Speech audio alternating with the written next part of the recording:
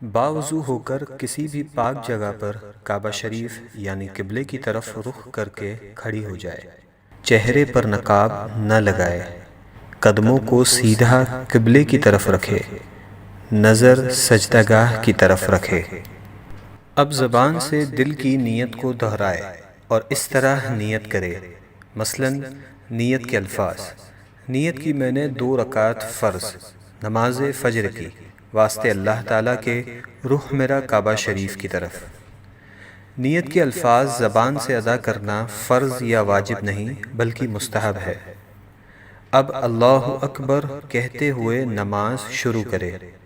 دونوں ہاتھوں کو اس طرح کاندھوں تک اٹھائے کہ ہتھیلیوں کا رخ قبلے کی طرف ہو اور چادر سے باہر نہ نکالے۔ ہاتھوں کو کانوں تک نہ اٹھائے۔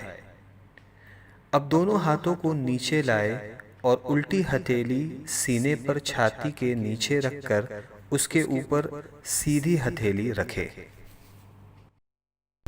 اب ثنا پڑھے۔ ثنا پڑھنا سنت ہے۔ ثنا کے بعد تعوذ اور تسمیہ یعنی اعوذ باللہ من الشیطان الرجیم بسم اللہ الرحمن الرحیم پڑھے۔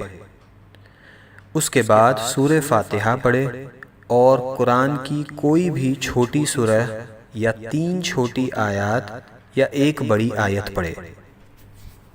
اب اللہ اکبر کہتے ہوئے بغیر ہاتھوں کو اٹھائے رکوع میں جائے۔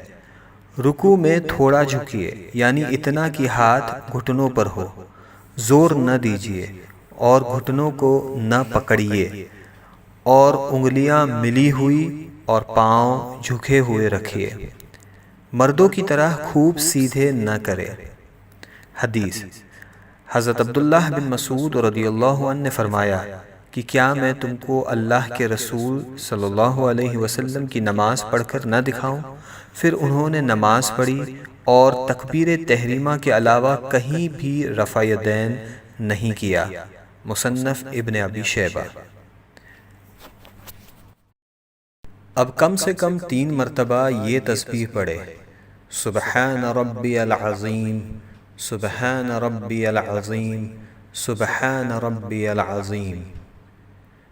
اب رکوع سے سر اٹھائے اور بالکل سیدھے کھڑے ہو جائے اور دونوں ہاتھ کو نہ اٹھائے اور کہے سمیع اللہ لمن حمدہ ربنا ولک الحمد۔ اب بغیر ہاتھوں کو اٹھائے اللہ اکبر کہتے ہوئے سجدے میں جائے۔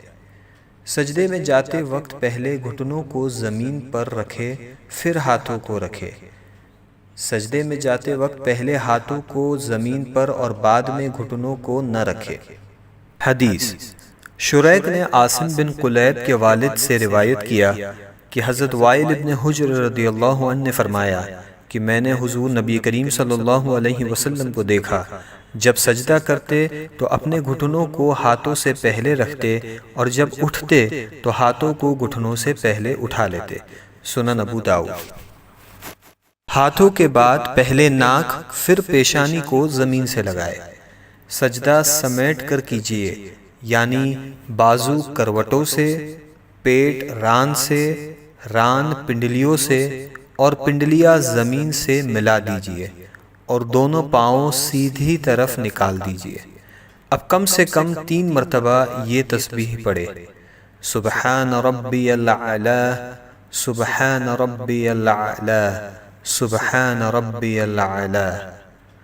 اب سجدے سے سر اٹھائے، پہلے پیشانی کو اٹھائے، پھر ناک کو اور دونوں ہاتھوں کی ہتھیلیوں کو اپنی رانوں پر رکھے اور دونوں پاؤں سیدھی طرف نکال دیجیے اور الٹی سورین پر بیٹھیے اور کم سے کم 1 تسبیح کی مقدار بیٹھے رہے۔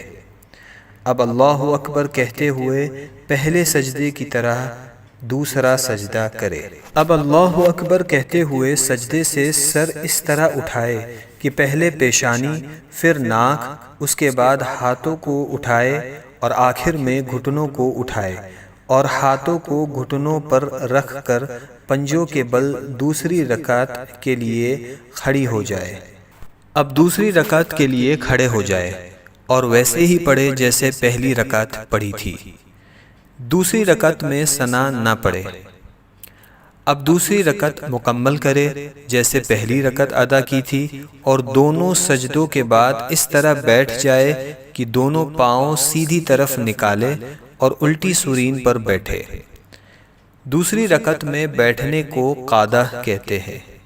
جب قعدہ میں بیٹھے تو دونوں ہاتھوں کے پنجوں کو ران پر رکھے۔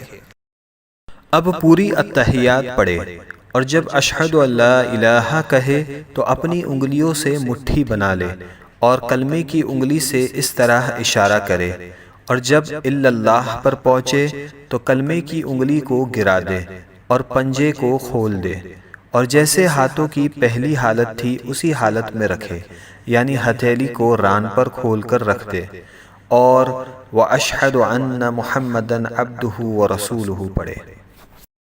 اب درود ابراہیم پڑھے اور اس کے بعد دعائے معصورہ پڑھے، اور پہلے دائیں اور پھر بائیں طرف چہرے کو پھیر کر سلام کرے اور اس طرح کہے: السلام علیکم ورحمۃ اللہ، السلام علیکم ورحمۃ اللہ، اور نماز کو مکمل کرے۔